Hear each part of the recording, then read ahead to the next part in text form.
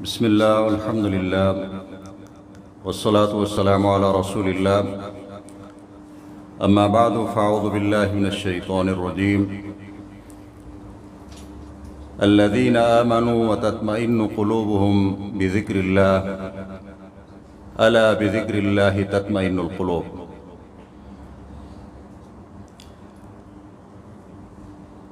اللہ تبارک و تعالیٰ نے ہمیں اس دنیا میں اپنی عبادت کے لیے پیدا فرمایا، اور اللہ رب العالمین نے عبادات کی مختلف صورتیں، مختلف قسمیں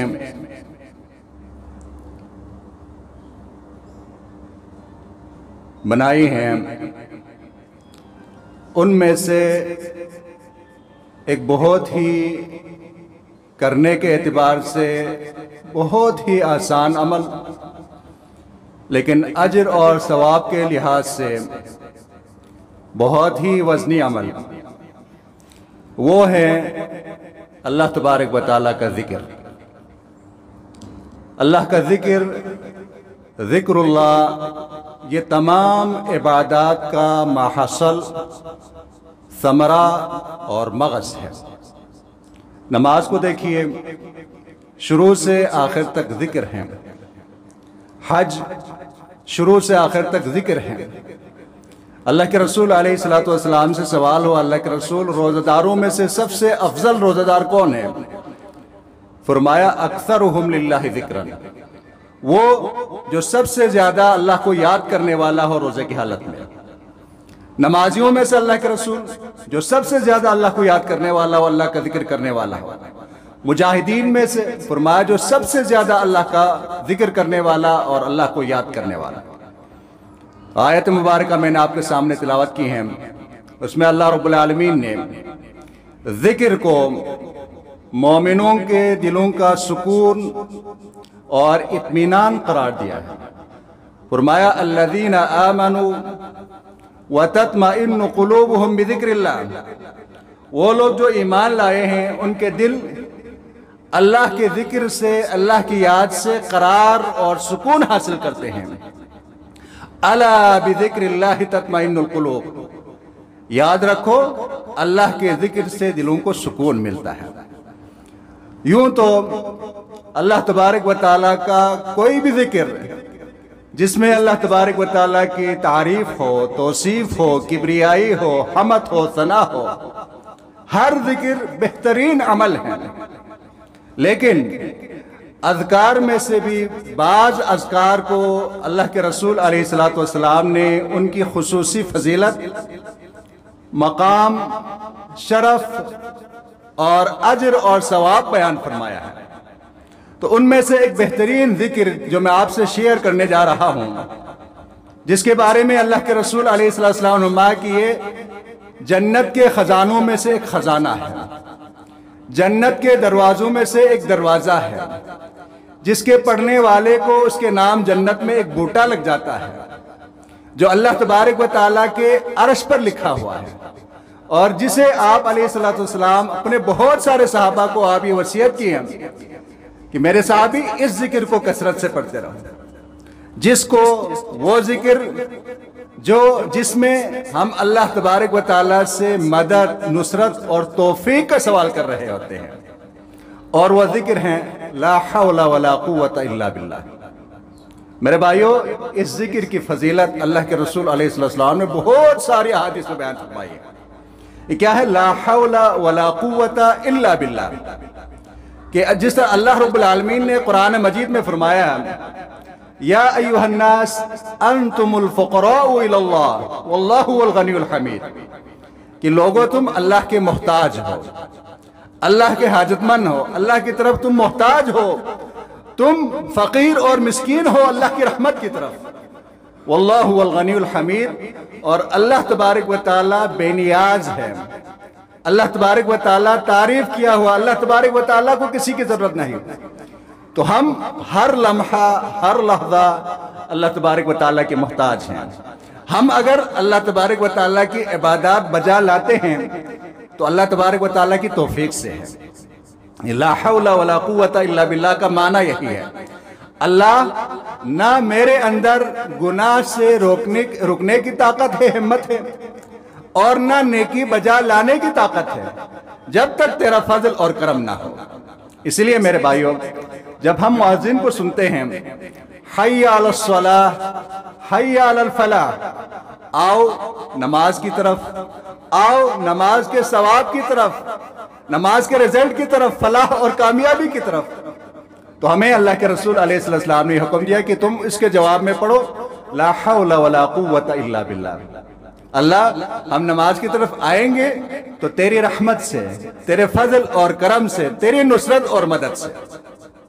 اور اللہ کے رسول علیہ السلام فرماتے ہیں بندہ مومن جب اپنے گھر سے باہر قدم رکھتا ہے، چاہے دنیاوی کام کے لیے ہو یا اخروی کام اللہ کی عبادت بجا لانے کے لیے، جب وہ گھر سے باہر نکلتا ہے اور یہ ذکر پڑھتا ہے بسم اللہ توکلت علی اللہ لا حول ولا قوت الا باللہ، یقال له ہدیت ووقیت وکفیت، فتنحى عنه الشیطان فیقول لشیطان آخر کیف لک برجل وقی وکفی وہدی۔ بندہ جب گھر کی دہلیز سے باہر قدم رکھتے ہوئے اللہ کا نام لیتا، بسم اللہ توکلت علی اللہ، اللہ پر بھروسہ اور توکل کرتے ہوئے میں باہر نکل رہا ہوں، لا حول ولا قوت الا باللہ، اللہ نہ گناہ سے بچنے کی مجھ میں ہمت ہے، طاقت ہے، اور نہ نیکی بجا لانے کی جب تک تیری رحمت اور فضل نہ ہو، تو کہا جائے گا اس کے لیے ہدیت ووقیت وکفیت، اللہ کے بندے تجھے ہدایت مل گئی، تیرے لیے یہ ذکر کافی ہوا اور تجھے بچا لیا گیا۔ شیطان اس کا راستہ چھوڑ دیتا ہے اور وہ شیطان دوسرے شیطان سے کہتا ہے کہ تجھے ایک ایسے شخص کی طرف کیوں کر اور کیسے راستہ ملے گا، تو اسے کیسے گمراہ کر سکے گا جسے ہدایت مل گئی ہے، جسے بچا لیا گیا ہے، جس کے لیے یہ ذکر کافی ہوا ہے۔ تو اس مبارک ذکر کے بارے میں اللہ کے رسول علیہ السلام فرماتے ہیں جب مجھے معراج کی رات آسمانوں کی سیر کرائی گئی تو سیدنا ابراہیم علیہ السلام سے میری ملاقات ہوئی۔ ابراہیم علیہ السلام نے مجھ سے فرمایا یا محمد اقرئ امتک من السلام، محمد صلی اللہ علیہ وسلم اپنی امت کو میرا سلام کہنا اور میرا یہ پیغام ان تک پہنچانا، فَلْيُكْثِرُوا مِنْ غِرَاسِ الْجَنَّةِ فَإِنَّ تُرْبَتَهَا طَيِّبَةٌ وَأَرْضُهَا وَاسِعَةٌ، اور انہیں یہ کہنا کہ جنت میں خوب بوٹے لگاؤ کیونکہ جنت کی زمین بہت ہی زرخیز ہے اور بہت وسیع ہے۔ تو اللہ کے رسول علیہ السلام فرماتے میں نے ابراہیم علیہ السلام سے کہا کیا مطلب اس کا؟ تو فرمایا قول لا حول ولا قوت الا باللہ، امت کے لوگوں سے کہو کہ وہ کثرت سے لا حول ولا قوت الا باللہ یہ ذکر جو نہ پڑھتے رہا کریں۔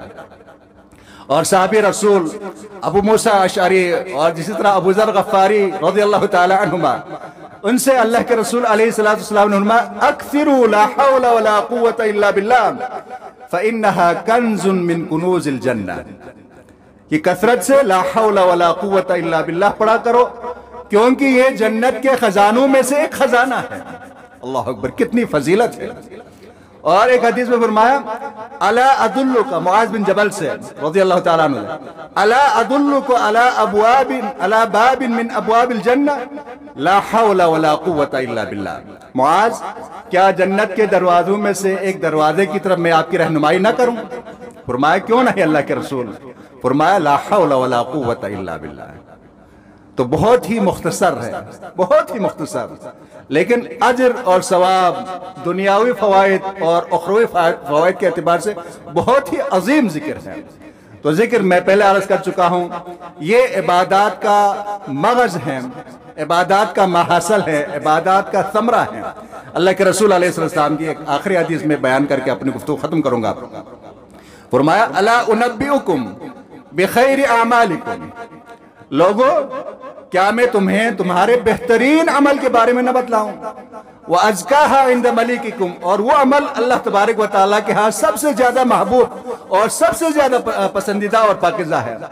وَخَيْرٍ لَكُمْ مِنْ إِنفَاقِ الذَّهَبِ وَالْفِضَّةِ، اور تمہارے لیے سونا اور چاندی اللہ کی راہ میں خرچ کرنے سے بھی افضل اور بہتر۔ وَخَيْرٍ لَكُمْ مِنْ أَن تَلْقَوْا عَدُوَّكُمْ فَتَضْرِبُوا أَعْنَاقَهُمْ وَيَضْرِبُوا أَعْنَاقَكُمْ، اور اس بات سے بھی کہ تم اپنے دشمن سے ملو، وہ تمہاری گردن اڑائے، تم ان کی گردن اڑا دو، یعنی جہاد فی سبیل اللہ سے۔ قالوا بلا یا رسول اللہ، کہا اللہ کے رسول کیوں نہیں، آپ ضرور فرمائیے۔ فرمایا ذکر اللہ، اللہ تبارک و تعالیٰ کا ذکر۔ تو اللہ رب العالمین سے دعا ہے کہ اللہ تبارک و تعالیٰ ہر وقت، ہر لمحہ، ہر لحظہ ہمیں اپنا ذکر کرتے رہنے کی توفیق عطا فرمائے۔ واللہ تعالی اعلم، وصلی اللہ وسلم وبارک علی عبدہ ورسولہ نبینا محمد وعلی آلہ وصحبہ اجمعین۔ السلام علیکم ورحمۃ اللہ وبرکاتہ۔